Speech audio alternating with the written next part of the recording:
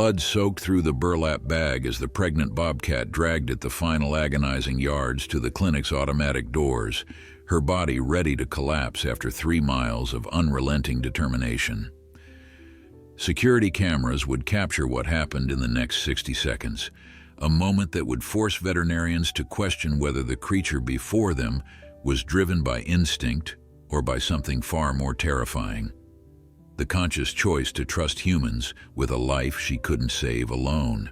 Before we continue, don't forget to subscribe to the channel, like the video, and comment where in the world you're watching from. Let's go. The night security cameras at Riverside Emergency Veterinary Clinic captured something that would leave every staff member speechless when they reviewed the footage the next morning.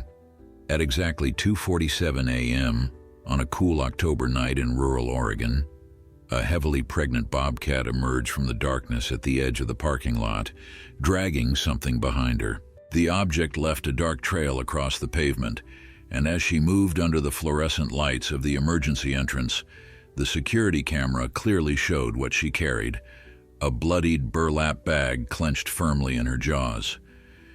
But what made this footage truly extraordinary wasn't just the presence of a wild predator at the clinic's doorstep. It was what happened next, and what they would discover inside that bag. That would change everything anyone thought they knew about maternal instinct and the desperate lengths a mother would go to save her young. Dr. Rachel Chen had been working the overnight shift at Riverside Emergency Veterinary Clinic for 3 years, and she thought she had seen everything.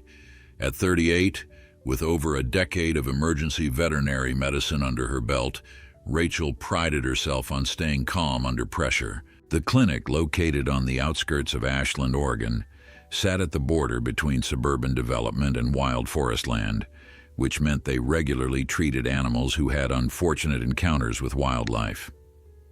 Raccoon attacks on outdoor cats, coyote injuries to small dogs, even the occasional deer collision were all part of the job. But nothing in her training or experience had prepared her for what was waiting outside the clinic's automatic doors that October morning. Rachel had just finished treating a Labrador with bloat, a life-threatening condition that required immediate surgery. The dog's owners had left 20 minutes earlier, grateful and exhausted, promising to return first thing in the morning to pick up their beloved pet. Now at nearly 3 a.m., Rachel was catching up on paperwork in the quiet exam room. The only sounds the gentle hum of medical equipment and the soft breathing of recovering patients in their kennels. Her veterinary technician, Marcus Webb, an athletic 26-year-old who had worked at the clinic for 2 years, was in the back restocking supplies after the emergency surgery. The motion sensor chime at the front entrance made Rachel look up from her computer screen. It was unusual for the sensor to activate at this hour without a car pulling into the lot first. She stood, stretching her tired muscles, and walked toward the reception area, expecting to see a late-night emergency client who had parked out of sensor range. Instead, the automatic glass doors stood closed, the parking lot empty except for her own silver sedan and Marcus's truck under the bright security lights. That's when she saw it. Just outside the doors, partially illuminated by the entrance lights, something moved. Rachel stepped closer, her hand instinctively reaching for her phone. Her mind ran through possibilities: an injured animal seeking help, perhaps, or more likely a raccoon attracted to the smells from the clinic's medical waste bins. But as her eyes adjusted to the contrast between the bright interior and the darker parking lot, she saw something that made her freeze in place. A bobcat, unmistakably pregnant based on her swollen belly, sat just beyond the automatic doors. The wild cat's tawny coat was matted with dirt and debris, her distinctive ear tufts flattened against her head in a way that suggested exhaustion rather than aggression. But it was what lay beside her that captured Rachel's complete attention. A burlap bag, the kind used for feed or supplies, lay crumpled on the ground. Dark stains covered one side of the bag, and even from inside the clinic, Rachel could see the material was wet. Rachel's heart hammered in her chest as she took another step closer. The movement triggered the automatic doors, which slid open with a soft whoosh. The bobcat's head snapped up, her golden eyes locking onto Rachel with an intensity that was both wild and desperate. For a long moment, neither moved. Rachel had enough experience with wild animals to know that a cornered or protective mother could be extremely dangerous, and this bobcat was clearly both. "Marcus, Doc, you need to see this," she called out, her voice steady despite the adrenaline coursing through her system. She never took her eyes off the bobcat, watching for any sign of aggression. The wildcat remained motionless except for her heaving flanks, evidence of exhaustion from what must have been a long journey. Marcus appeared in the doorway to the treatment area, his expression curious until he followed Rachel's gaze. His eyes widened as he took in the scene. "Holy hell, is that a bobcat?" "Pregnant one," Rachel confirmed quietly, and she brought something with her. "See that bag?" Marcus moved to stand beside Rachel, careful to keep his movements slow and non-threatening. They both studied the situation, professional training warring with natural caution. The bag beside the bobcat moved slightly, and both humans tensed. "There's something alive in there," Marcus whispered. The bobcat, as if understanding they had noticed her burden, took the bag gently in her mouth once more. The careful way she handled it, despite her obvious exhaustion, spoke volumes. This wasn't prey. This was something she was protecting. She took a single step toward the open doors, then stopped, her eyes never leaving Rachel's face. The message was clear as day. She was asking for help. Rachel made a decision that went against every protocol for dealing with wild animals. She slowly lowered herself to a crouch, making herself less threatening, and extended one hand palm up in a gesture of non-aggression. The bobcat watched her, those intelligent golden eyes assessing, calculating. Then, in a move that would be replayed countless times on the security footage, the pregnant bobcat picked up her burden and took 3 deliberate steps forward, crossing the threshold into the clinic.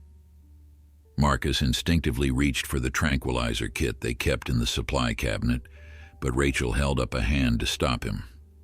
"Wait," she said softly, her eyes never leaving the bobcat. "Look at her behavior. She's not aggressive. She's asking." The bobcat had stopped just inside the entrance, still holding the bag gently in her jaws. Her body language spoke of exhaustion and desperation, not hostility.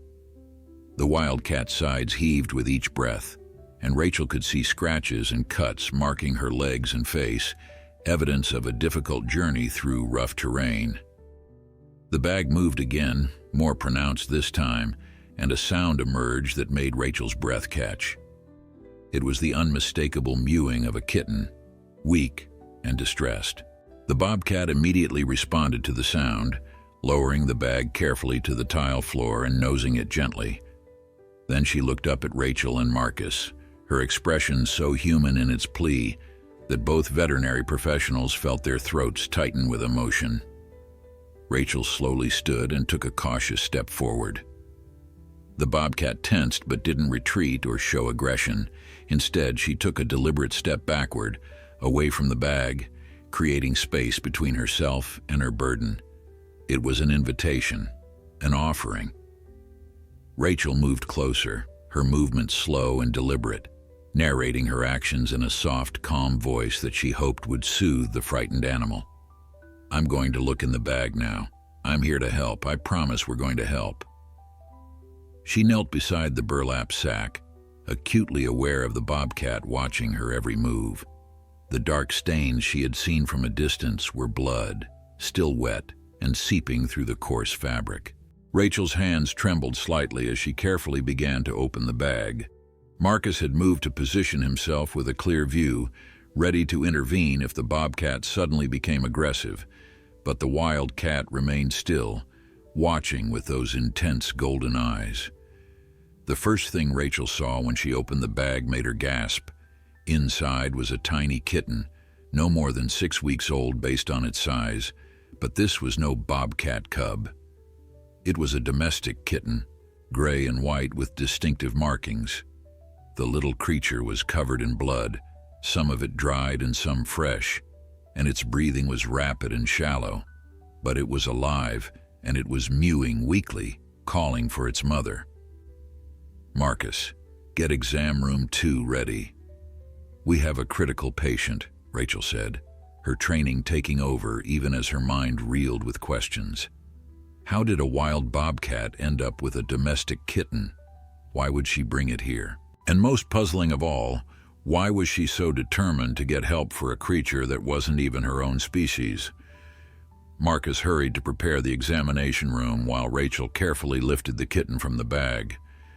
The little one barely had the strength to protest, its tiny body limp in her hands. She could feel broken bones in at least one of its front legs, and the amount of blood suggested internal injuries as well. This kitten had been through something traumatic, and without immediate medical intervention it wouldn't survive the night. Rachel stood slowly, cradling the injured kitten against her chest, and made eye contact with the bobcat. The wild cat's gaze followed the kitten, her ears forward and alert. Then she did something that would haunt Rachel for the rest of her life. The bobcat sat down, wrapped her tail around her swollen body, and waited. She wasn't leaving. She was staying to see if the humans could save the kitten she had brought to them. "We're ready, Doc," Marcus called from the examination room. Rachel moved toward the treatment area, expecting the bobcat to either flee or follow, but the wildcat remained where she was, sitting just inside the entrance like a patient in a waiting room. It was surreal, impossible, and yet it was happening. The next hour was a blur of urgent medical intervention. The kitten, which they discovered was female, had multiple injuries, including a fractured leg, several broken ribs, and significant internal bleeding. Someone or something had hurt this kitten badly, and Rachel worked with fierce determination to stabilize her tiny patient. Marcus assisted with practiced efficiency, anticipating Rachel's needs as they ran blood work, administered pain medication, and carefully set the broken bones. Throughout the entire procedure, Rachel's mind kept returning to the bobcat waiting in the reception area. Every few minutes, she would glance at the security monitor that showed the entrance, half expecting the wild cat to have disappeared. But no, the bobcat remained, occasionally shifting position, but never leaving her post. At one point, the pregnant cat began to groom herself, licking at the cuts on her legs and paws, revealing the extent of her own injuries from whatever journey she had undertaken. It took 90 minutes before Rachel was satisfied that the kitten was stable enough to be moved to recovery. The little gray and white patient was wrapped in warming blankets, hooked up to an IV, and resting in an incubator where her vital signs could be monitored continuously. She would need surgery to repair internal damage once she was stronger, but for now she was alive and fighting. Rachel stripped off her surgical gloves and took a moment to center herself. Then she walked back to the reception area to face the waiting bobcat. The wildcat's head came up immediately, her eyes searching Rachel's face as if trying to read the outcome. Rachel felt tears prick her eyes as she slowly lowered herself to sit on the floor, several feet away from the bobcat, but close enough to communicate. "She's going to make it," Rachel said softly, not knowing if the bobcat could understand her words, but hoping the tone would convey the message. "Your kitten is going to survive." The bobcat's response was immediate and profound. Her entire body seemed to sag with relief, the tension that had been holding her upright suddenly releasing. She lowered her head, closed her eyes briefly, and when she opened them again, Rachel could have sworn she saw gratitude in those golden depths. The wildcat stood slowly, her pregnant belly swaying slightly with the movement, and took several steps toward the door. Then she paused, looked back at Rachel, and did something that defied every textbook on wild animal behavior.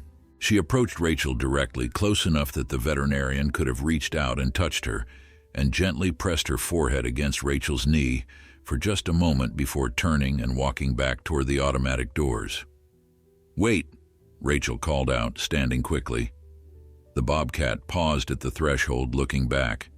You're hurt too. Let me help you."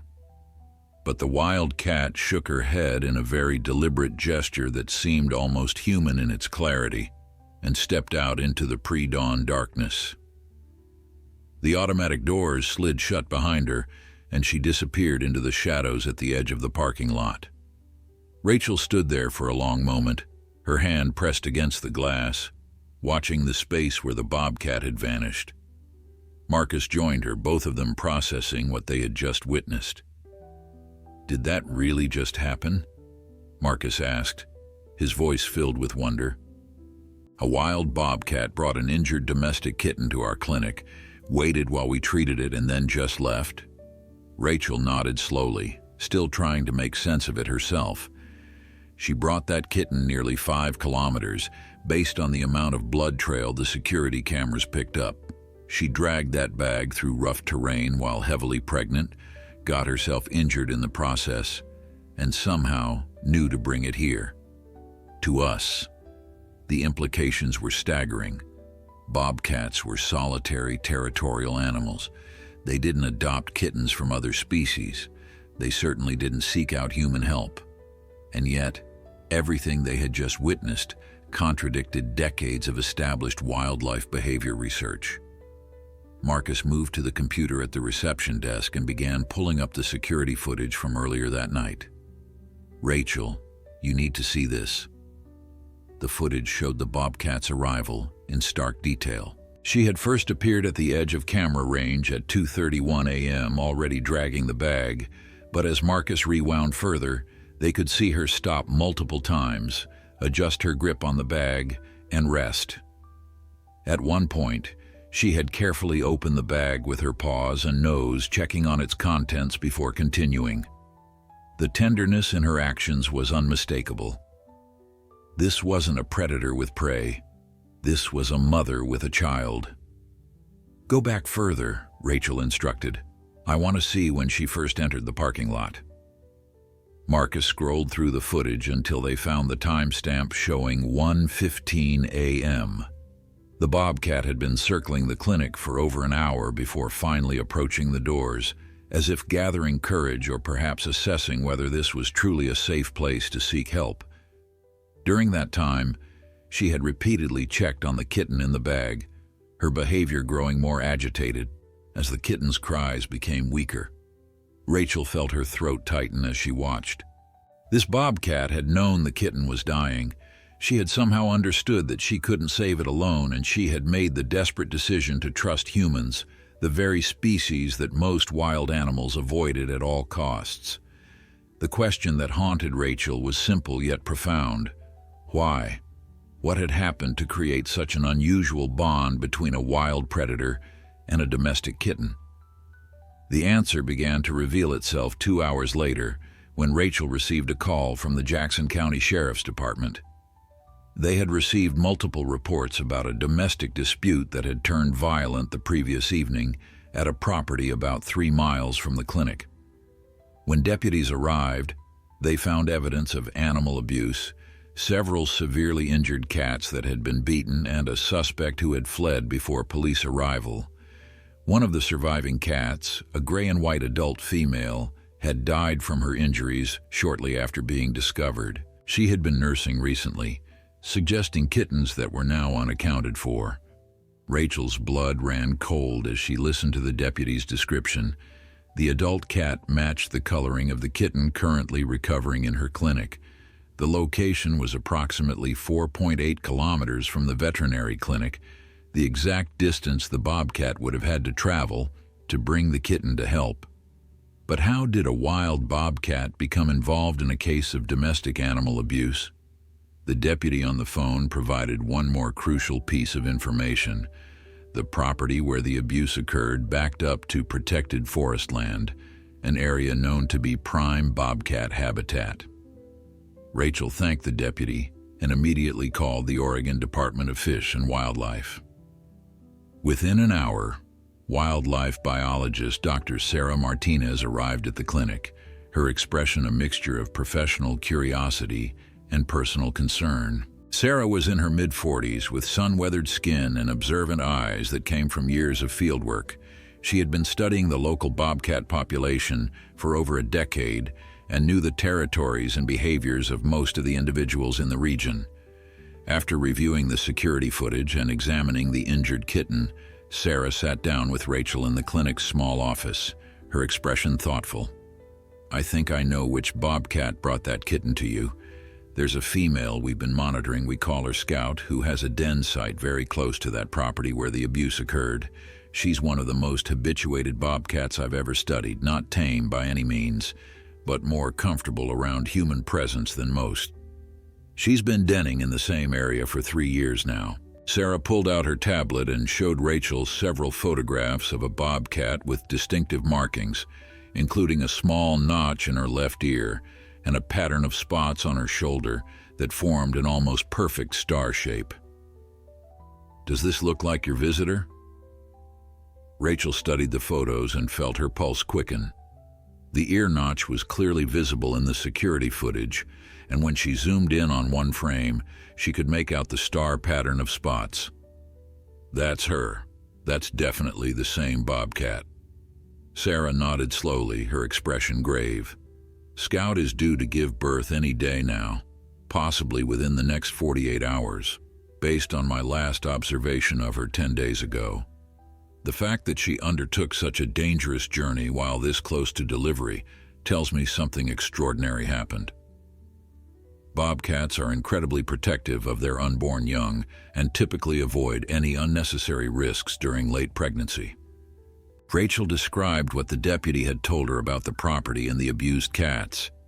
Sarah listened intently, and when Rachel finished, the wildlife biologist's eyes were bright with unshed tears. "I think I understand what happened," Sarah said quietly. "Scout must have been near that property, possibly hunting in the area when the abuse occurred. Bobcats have excellent hearing and can detect distress calls from considerable distances. She would have heard the cats being hurt. The mother cat that died was probably trying to protect her kittens. In the chaos, this one kitten must have been thrown or hidden somewhere outside, and Scout found her." "But why would a bobcat rescue a kitten from another species?" Marcus asked, having joined them in the office. Sarah considered the question carefully before responding.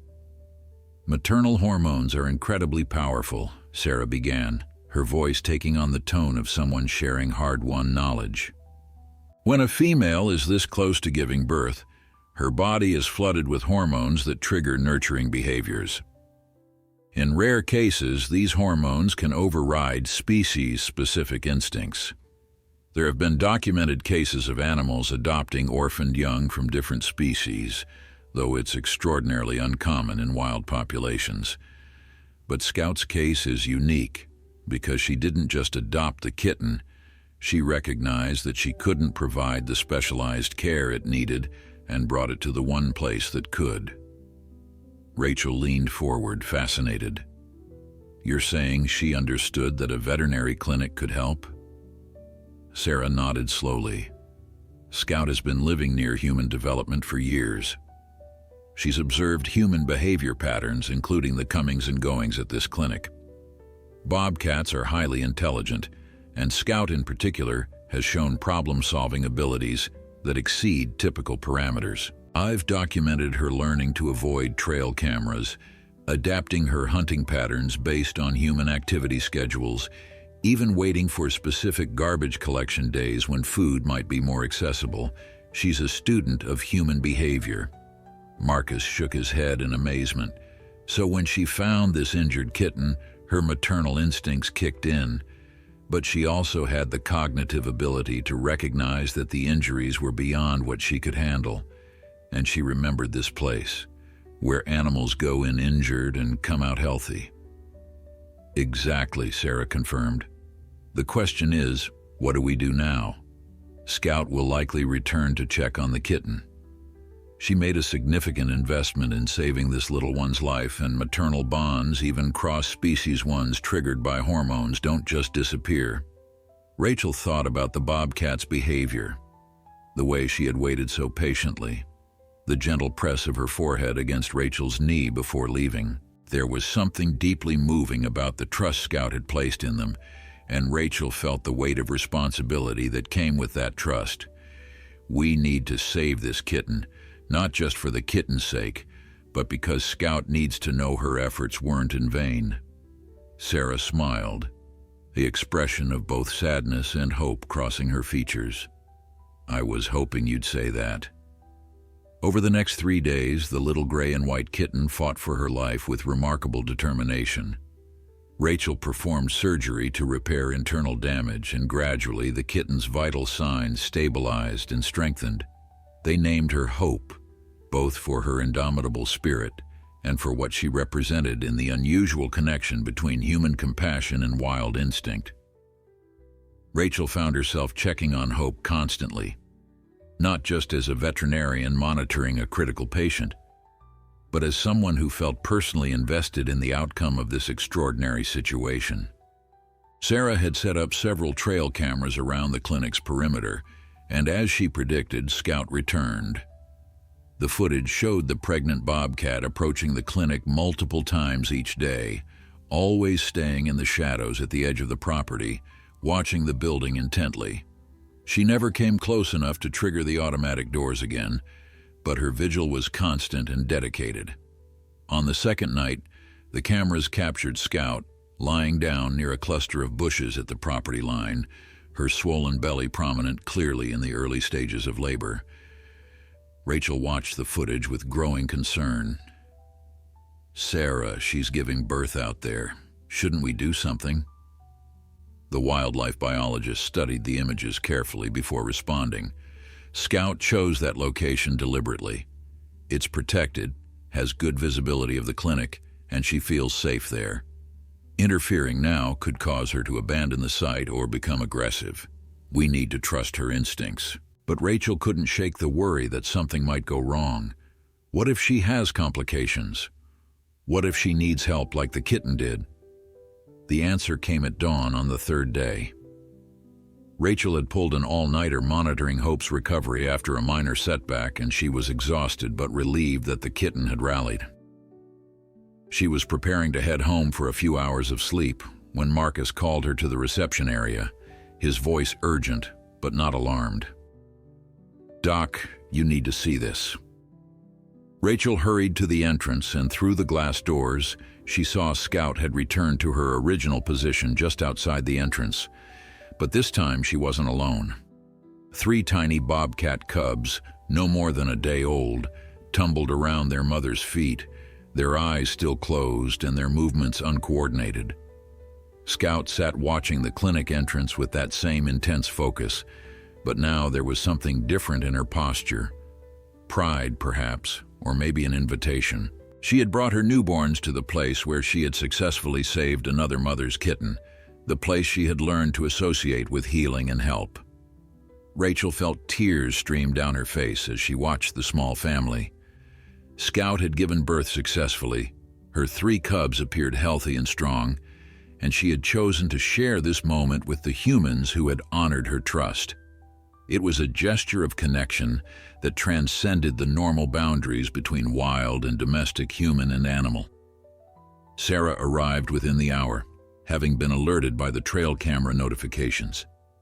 She stood beside Rachel at the window, both women watching the Bobcat family in reverent silence.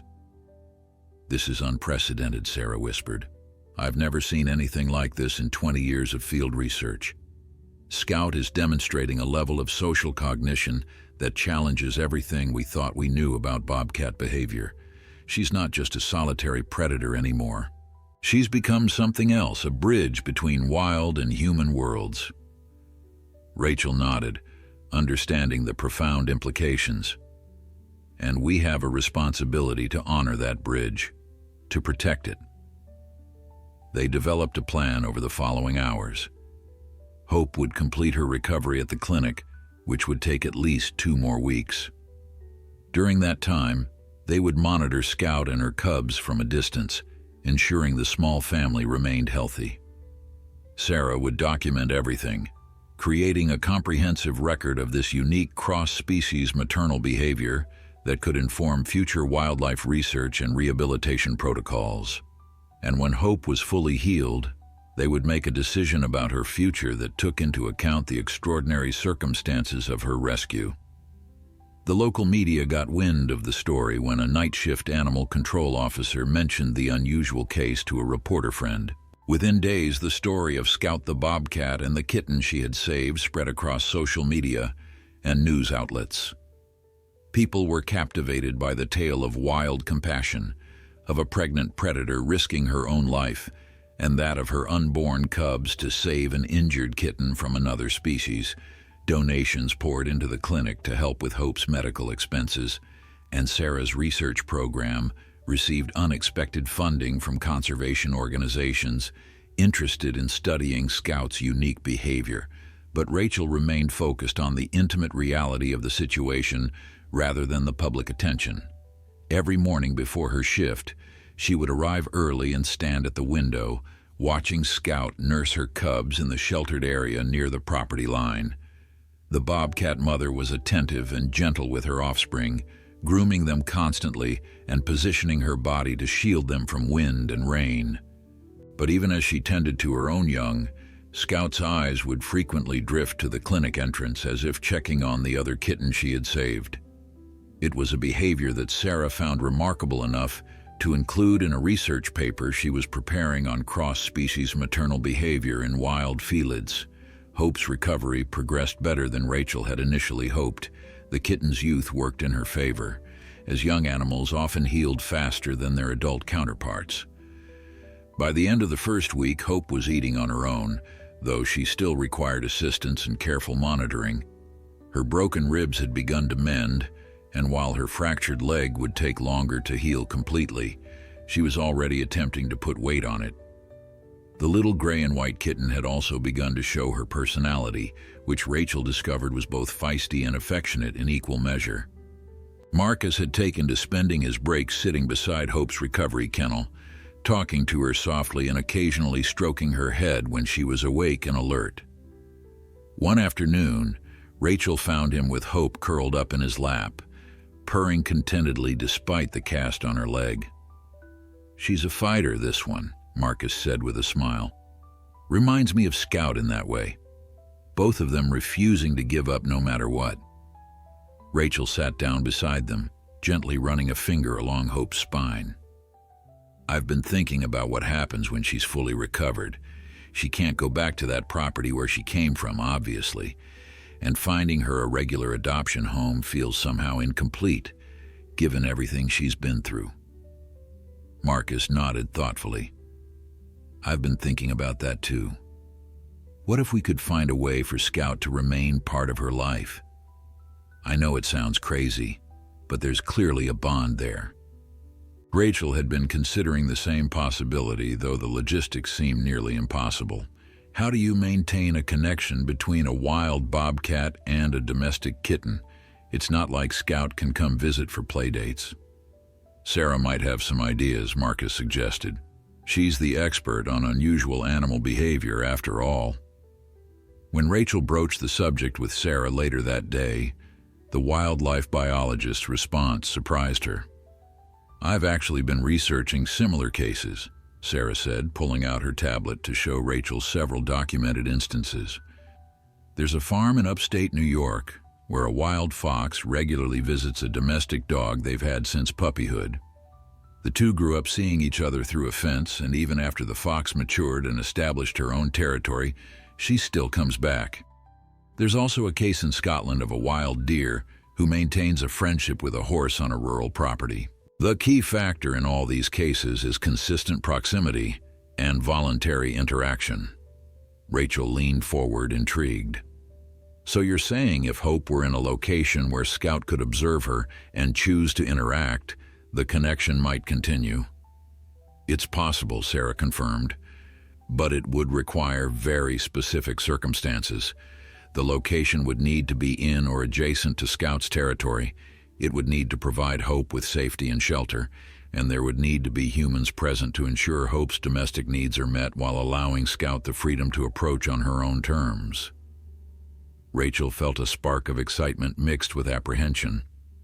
That's asking for a very particular set of conditions. Marcus, who had been listening from the doorway, spoke up. What about the old ranger station on the edge of the forest preserve? The one that backs up to where Scout's den is located? Both women turned to look at him, and he continued, gaining confidence. The Parks Department hasn't used it in years, but the building is still structurally sound. It's remote enough that Scout wouldn't feel threatened, but close enough to civilization that Hope would have human support. And it's right in Scout's territory. Sarah's eyes lit up with possibility. That could actually work. The ranger station has that screened porch that overlooks the forest. We could set up a cat enclosure there, something secure enough to keep Hope safe from other predators, but open enough that Scout could approach if she chose to.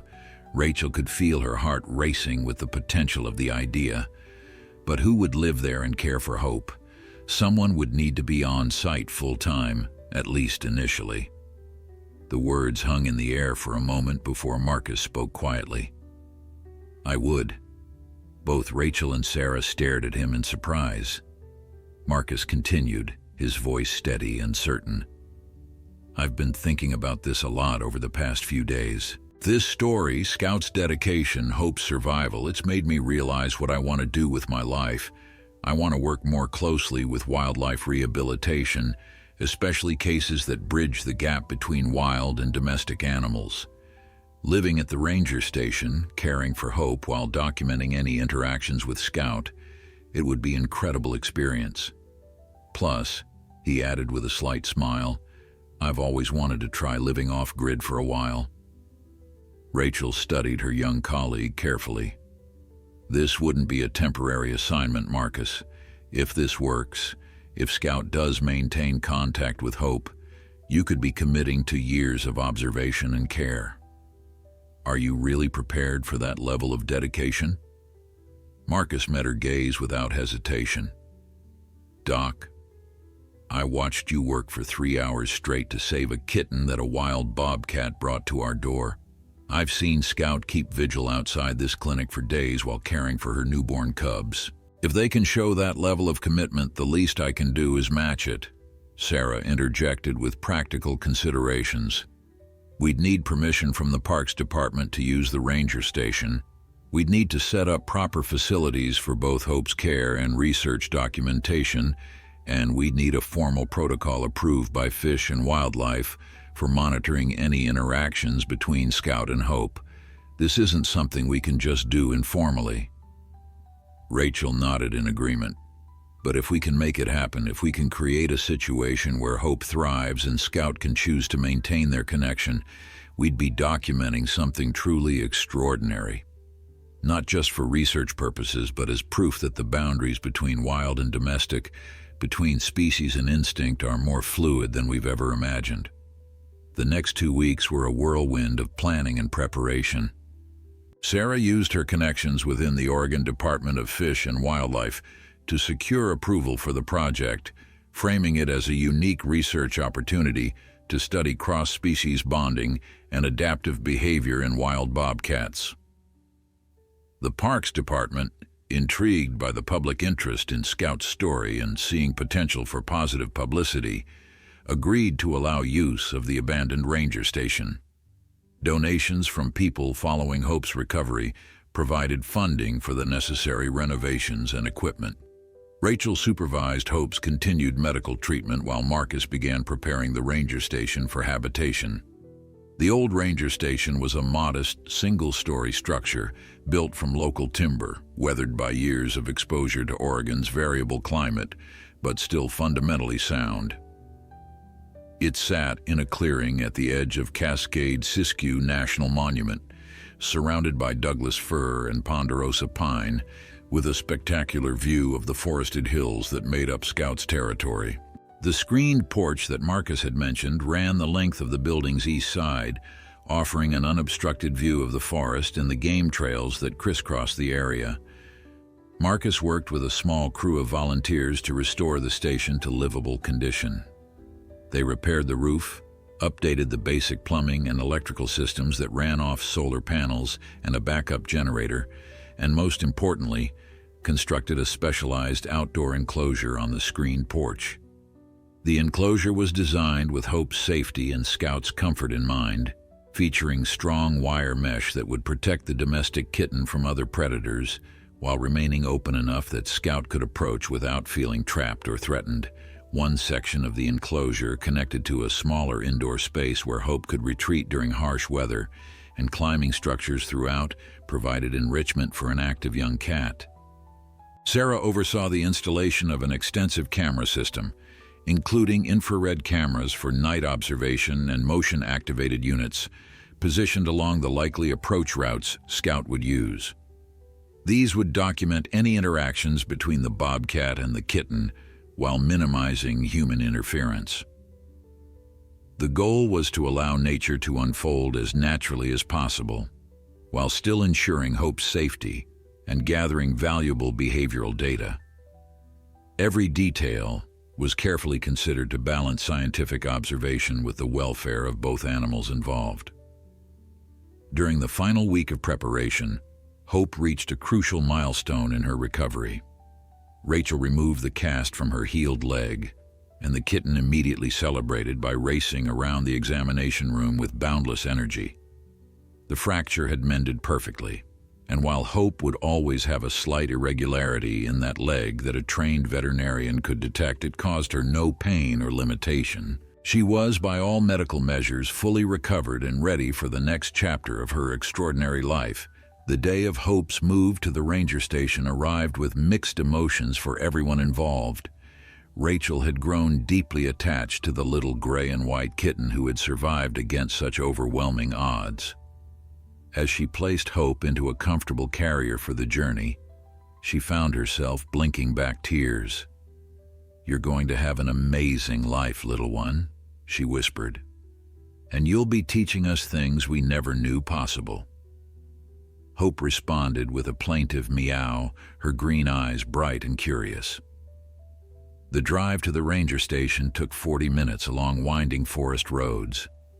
Sarah led the way in her fish and wildlife truck, followed by Rachel's sedan with Hope, and finally Marcus in his own vehicle loaded with supplies and equipment. Scout had been observed on the trail cameras moving her 3 cubs to a new den site closer to the ranger station 2 days earlier, a behavior that Sarah interpreted as significant.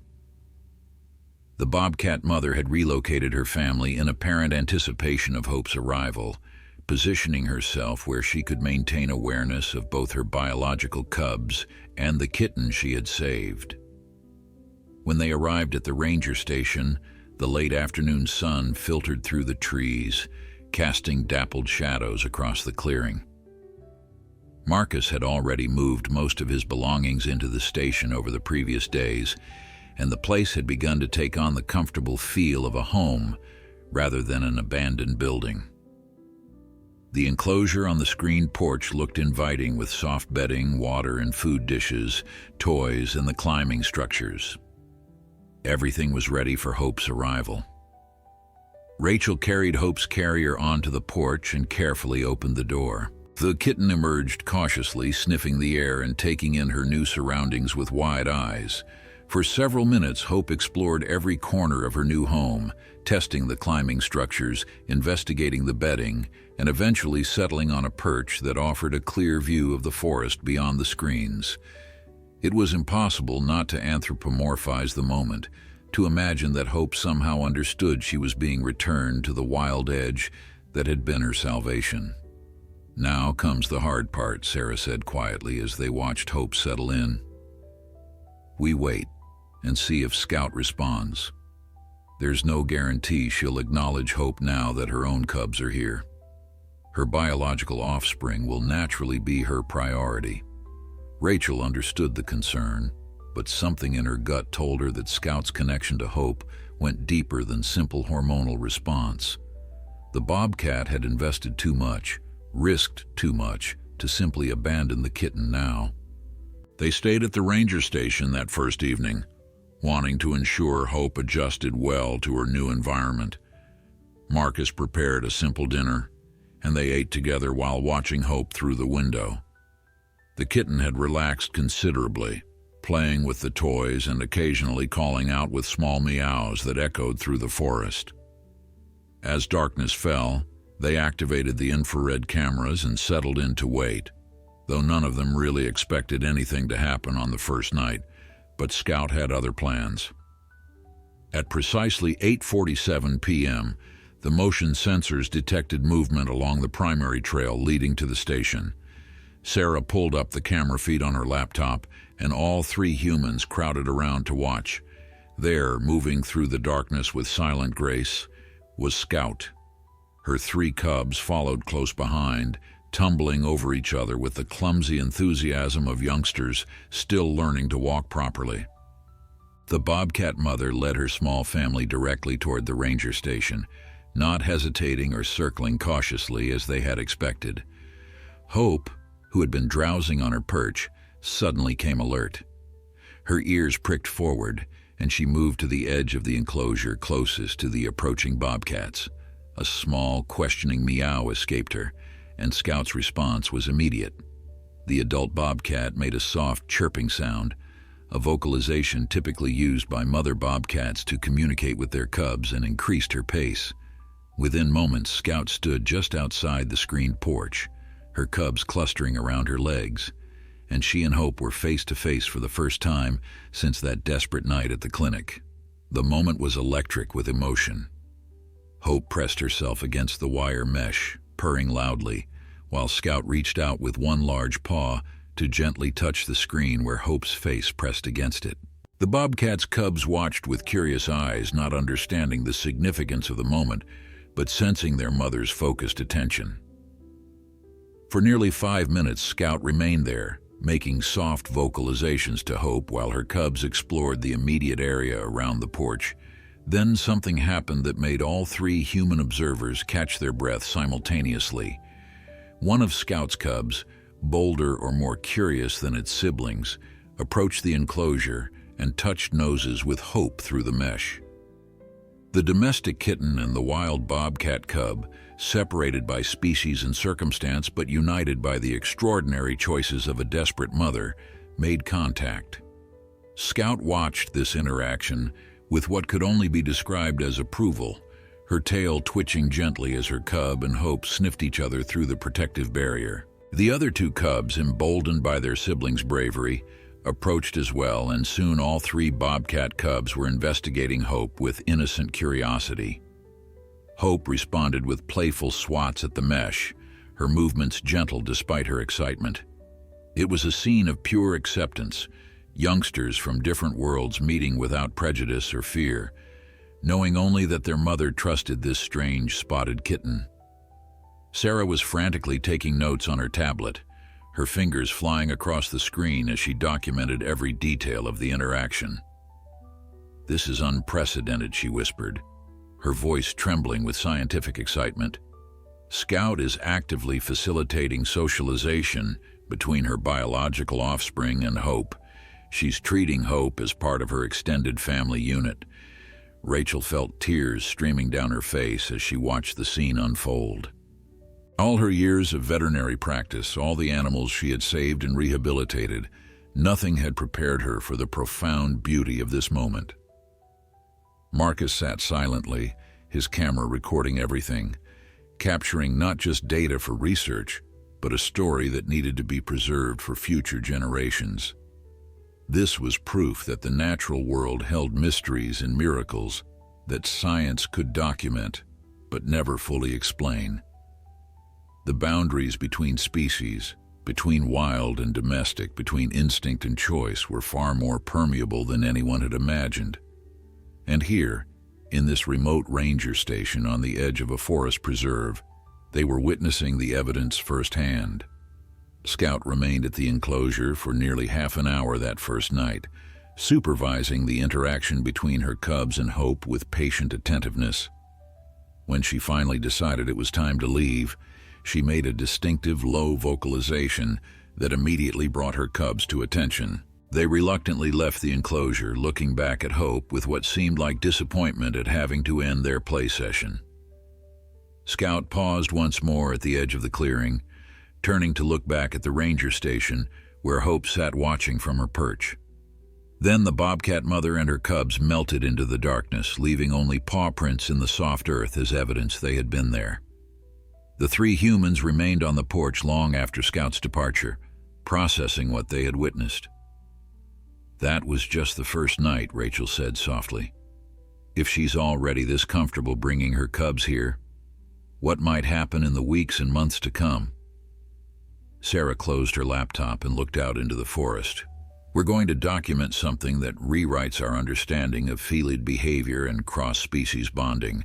But more than that, we're going to watch a family form in defiance of every natural law that says it shouldn't be possible." Marcus stood and stretched, finally breaking the spell that had held them transfixed.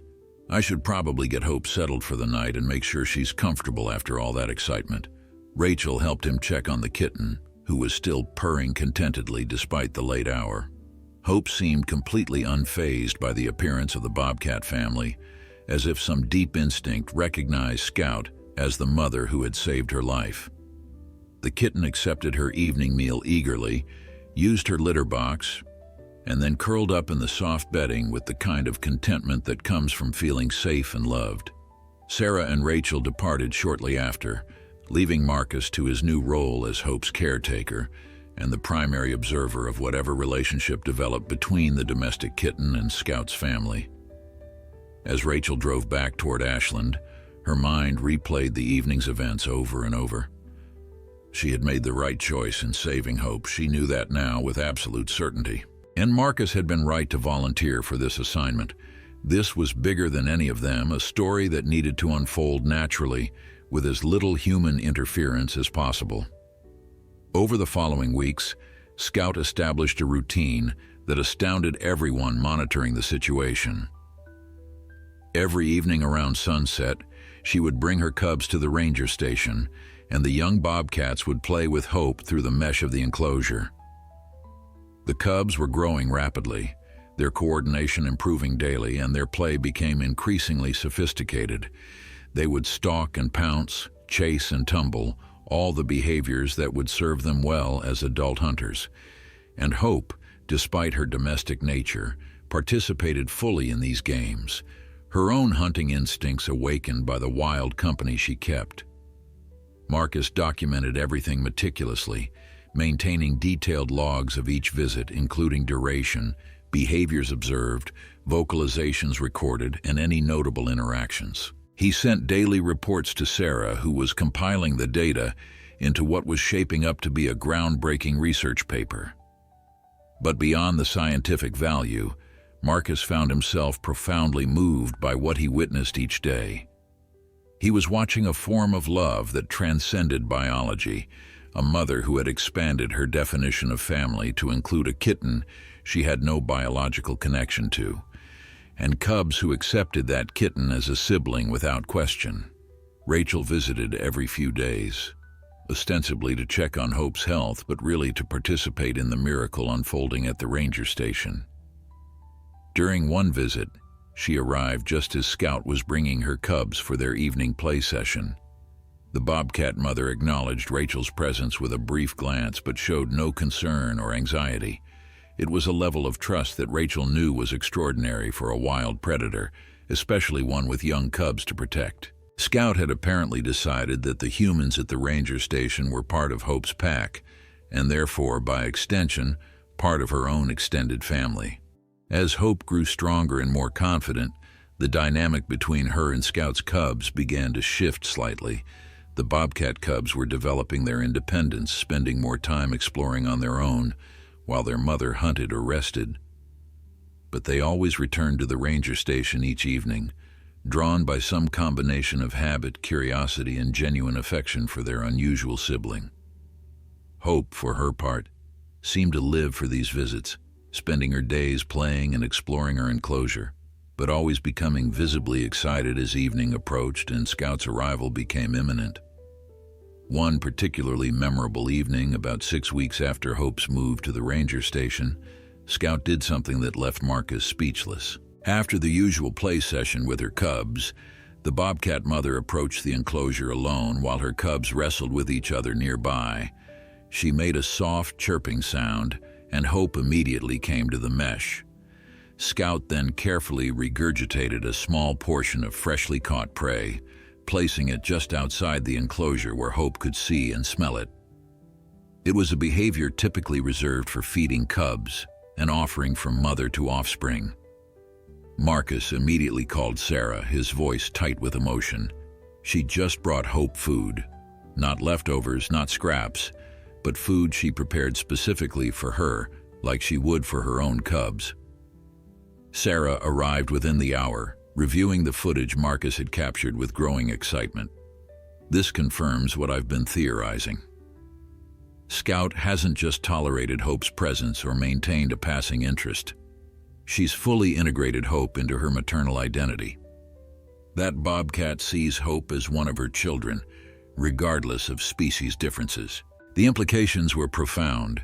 Scout was demonstrating a level of cognitive flexibility and emotional capacity that challenged fundamental assumptions about wild animal behavior.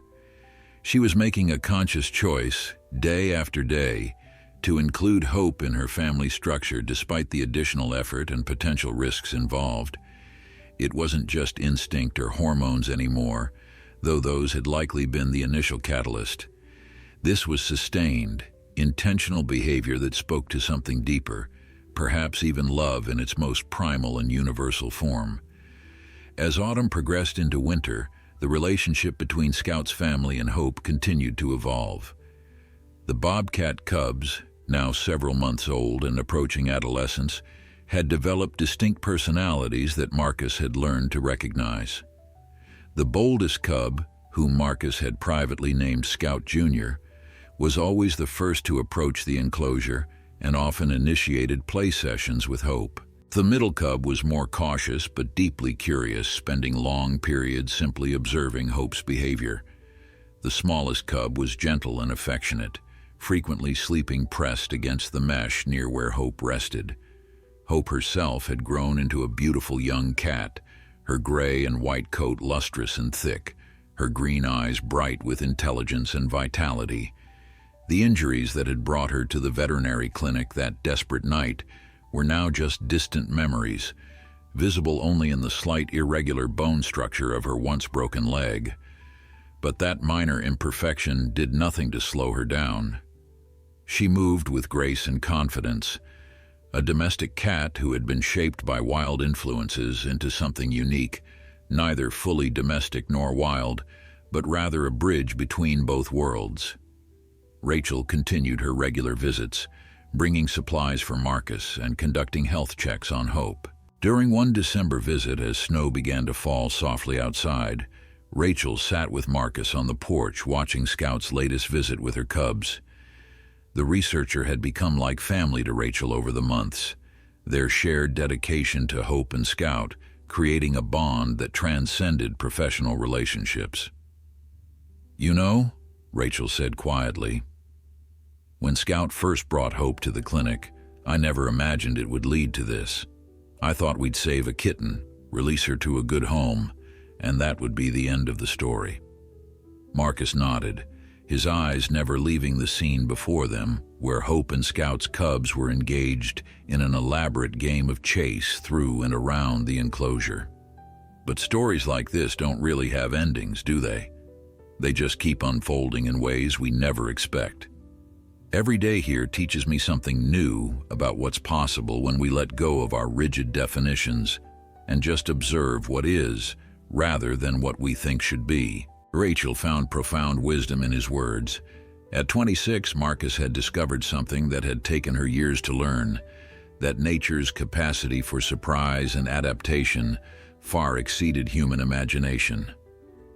Sarah's research paper was nearing completion, a comprehensive documentation of Scout's extraordinary maternal behavior and its implications for understanding cross-species bonding in wild felids. She had submitted it to several prestigious journals, and the response had been overwhelmingly positive. But Sarah knew that the real value of their work wasn't just in the academic recognition or the contribution to scientific knowledge. It was in the proof that compassion and connection could exist in the most unexpected forms and places, if humans were willing to watch, learn, and honor the autonomy of wild creatures. The winter months brought new challenges to the ranger station. Marcus had prepared well, stockpiling supplies and ensuring the heating system was reliable, but the isolation during heavy snowfall could be intense. Hope adapted to the seasonal changes with typical feline ease, spending more time in her heated indoor space during the worst weather but always emerging onto the porch when Scout's visits were imminent. The Bobcat family also adjusted their routines, visiting less frequently during severe storms, but always returning when conditions improved. One particularly harsh January night, a major winter storm moved through the region, bringing heavy snow and dangerous cold. Marcus worried about Scout and her cubs. Knowing that even wild animals could struggle in extreme conditions, he kept Hope warm and comfortable inside, monitoring the weather reports and hoping Scout had found adequate shelter. The storm lasted 3 days, and when it finally cleared, Marcus was relieved to see familiar paw prints approaching the ranger station through the fresh snow.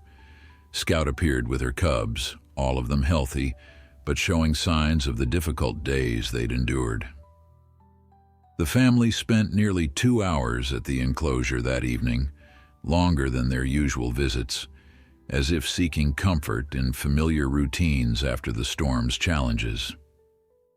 Hope was ecstatic to see them, meowing loudly and pressing against the mesh with obvious joy. Marcus watched the reunion with a full heart, grateful that they had all survived the harsh weather and that their bond had remained intact despite the separation. As winter gradually gave way to early spring, Sarah began discussing the next phase of their project with Rachel and Marcus. Scout's cubs were approaching the age when they would naturally begin to disperse and establish their own territories. This was a critical period that would test whether the relationship between Hope and the Bobcat family could survive the natural process of the cubs' independence. Would the young Bobcats remember Hope and continue to visit even after leaving their mother's care? Would Scout herself maintain contact with Hope as her maternal responsibilities to her biological cubs decreased? These questions had no precedent to guide them. Every day brought them further into uncharted territory, documenting behaviors and relationships that had never been observed before. Marcus found himself both excited and anxious about what the future might hold. He had grown deeply attached to his role as Hope's caretaker and the chronicler of this extraordinary interspecies family. The thought that this chapter might be coming to a close as Scout's cubs matured and dispersed filled him with a bittersweet mixture of pride and sadness. But nature, as always, had plans that exceeded human expectations. The first sign that something remarkable was continuing to unfold came on a warm April evening when Scout Jr., the boldest of the cubs and now nearly full-grown, arrived at the ranger station alone. This was the first time any of Scout's cubs had made the journey to visit Hope without their mother present. Marcus watched through the window as the young Bobcat approached the enclosure with confident strides, no longer the tumbling cub who had first touched noses with Hope 8 months earlier. Scout Jr. had grown into a magnificent animal, his spotted coat thick and healthy, his movements displaying the power and grace that made bobcats such effective predators. But when he reached the enclosure and saw Hope, something softened in his demeanor.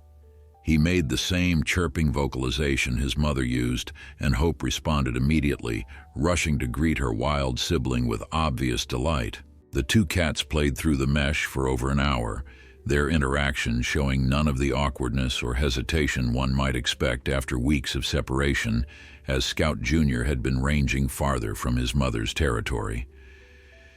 They fell into their familiar patterns as if no time had passed at all, stalking and pouncing, chasing shadows and competing for the higher perch in their respective spaces. Marcus documented everything, his heart swelling with the realization that the bond formed in those early months had survived the natural process of the young bobcat's maturation and growing independence. Over the following weeks, all 3 of Scout's offspring began making independent visits to the ranger station, sometimes alone and sometimes together. Each had established their own territory nearby, but they all maintained contact with Hope, integrating visits to their unusual sibling into their daily routines. Scout herself continued to visit regularly, though less frequently, as her cubs no longer needed constant maternal supervision. When she did come, there was something different in her bearing, a sense of satisfaction and completion that Marcus found deeply moving. Sarah was ecstatic when Marcus shared the news of the cubs' independent visits. "This is extraordinary," she told him during one of her weekly check-ins. "They've maintained the familial bond despite dispersing into individual territories. They're treating Hope as a permanent member of their social network, something bobcats typically only do with biological family members. This suggests that the bonds formed during critical developmental periods can transcend species barriers when facilitated by a trusted maternal figure." Rachel visited in early May, bringing fresh supplies and a special gift she had commissioned from a local craftsman, a beautiful wooden sign for the ranger station that read Hope's Haven. As they mounted it above the porch entrance, Rachel reflected on the journey that had brought them all to this moment. "A year ago, I was just trying to save one injured kitten. Now look at what's grown from that single act of desperation and trust." Marcus smiled, adjusting the sign until it hung perfectly straight. Scout did the hard part. She's the one who refused to give up, who bridged the impossible gap between wild and human worlds. As spring progressed into summer, Hope celebrated her first birthday, though the exact date was unknown and had to be estimated based on her size when Scout first brought her to the clinic. Marcus organized a small celebration, attended by Rachel and Sarah, complete with a special meal for Hope and a photo session documenting how much she had grown. The gray and white cat posed regally on her favorite perch, looking every bit the princess of her domain, unaware of how close she had come to death that terrible night, and how her survival had become a beacon of hope for so many people following her story. The media attention around Hope and Scout had gradually transformed from sensational headlines into something more meaningful. Documentary filmmakers had approached Sarah about creating an in-depth film about the project, and several universities had requested permission to use the research data for educational purposes.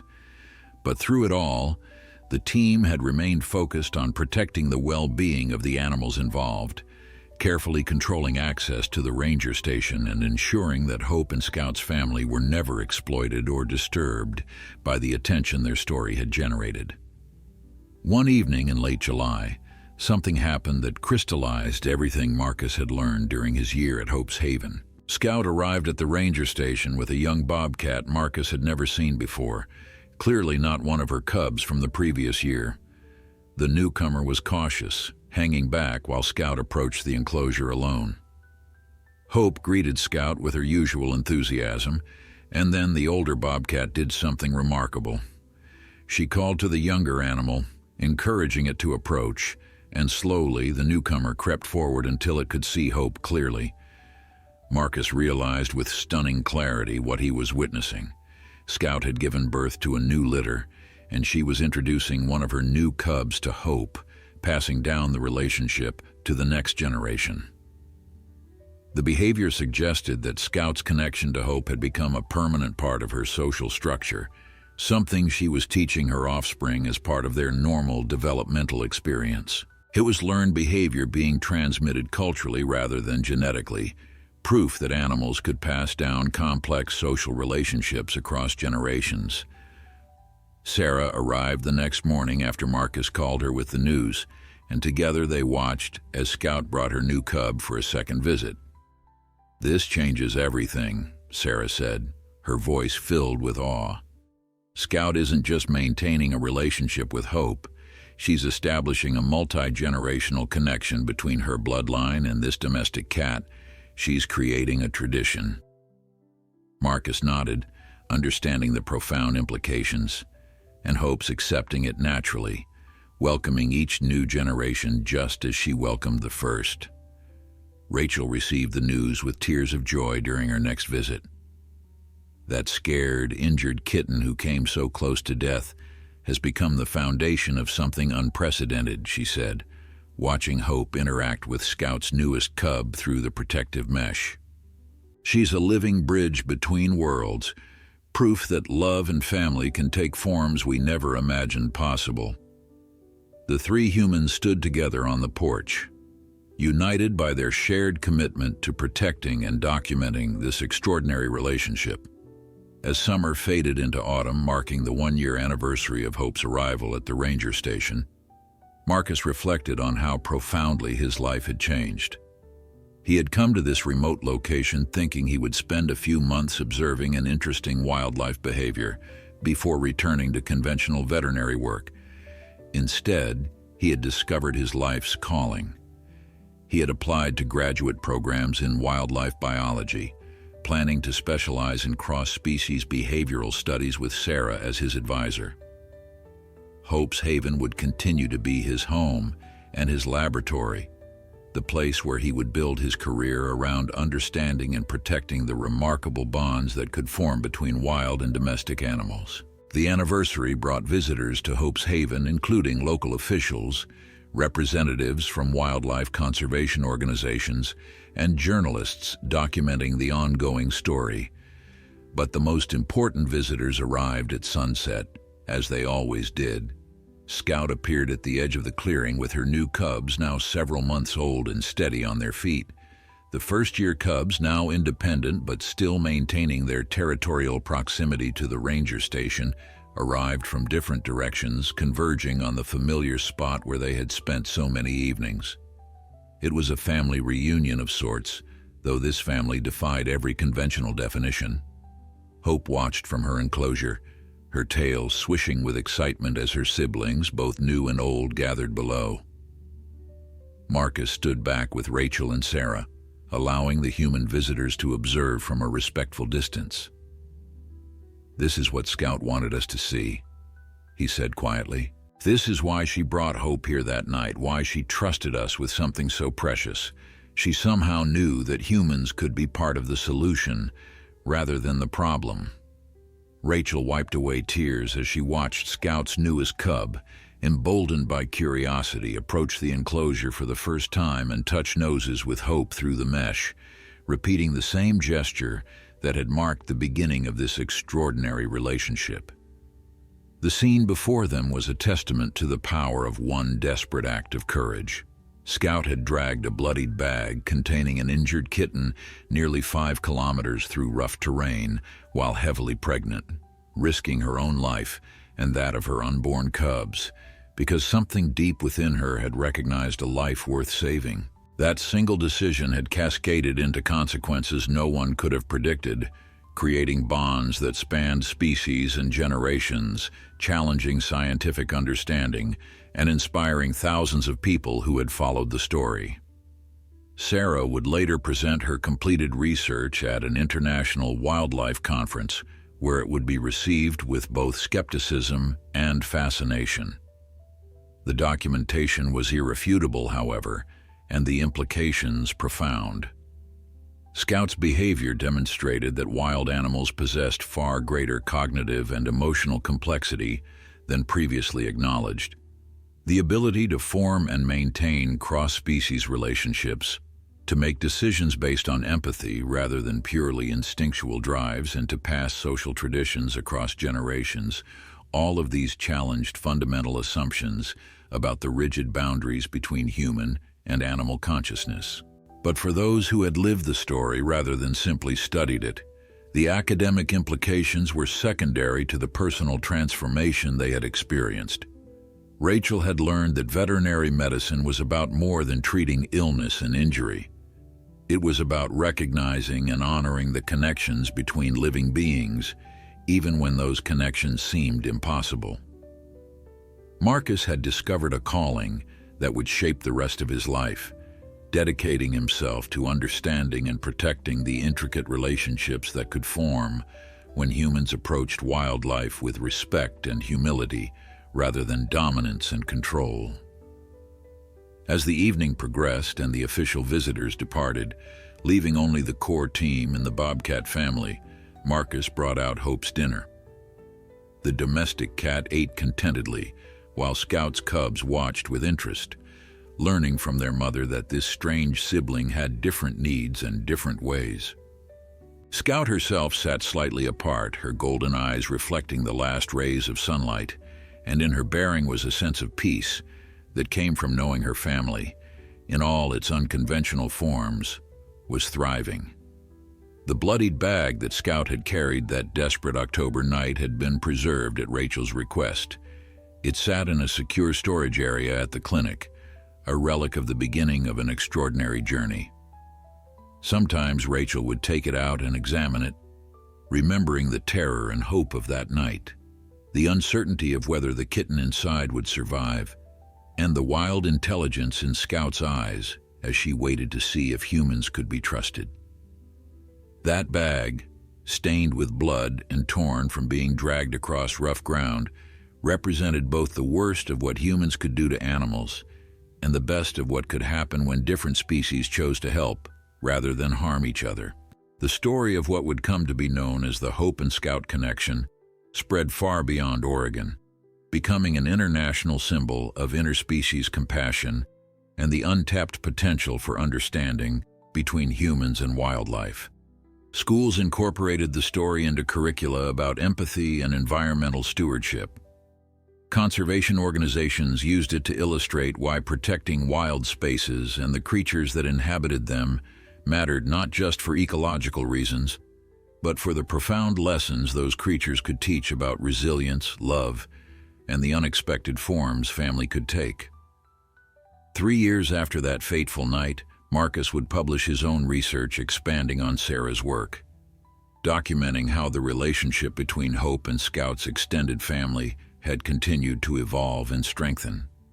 Hope remained at the ranger station, now an adult cat in her prime, still welcoming visits from multiple generations of Scout's offspring. Scout herself, now an elderly bobcat by wild standards, still made occasional visits, moving more slowly but with undiminished dignity. The youngest generation of cubs she had introduced to Hope had begun having litters of their own, and the tradition of bringing new cubs to meet the strange spotted sibling had become firmly established. Rachel eventually wrote a book about the experience titled The Bloodied Bag: One Mother's Journey Across Species Lines. The proceeds funded the expansion of Hope's Haven into a full wildlife observation and education center, where people could learn about the complex inner lives of wild animals and the importance of approaching wildlife encounters with respect and wonder. The center maintained strict protocols to ensure that neither Hope nor the visiting bobcat family were ever disturbed or exploited, but the educational impact was profound. On quiet evenings when no visitors or researchers were present, Marcus would sit on the porch with Hope curled in his lap, watching the forest for the movement that announced Scout's approach. These were the moments he treasured most, when the complexity and analysis fell away and there was only the simple truth of what they had witnessed. A wild mother had chosen to trust humans with something precious. Humans had honored that trust. And from that fragile beginning, something beautiful and enduring had grown. The contents of that bloodied bag had indeed haunted Scout, but not in the way the dramatic headline might suggest.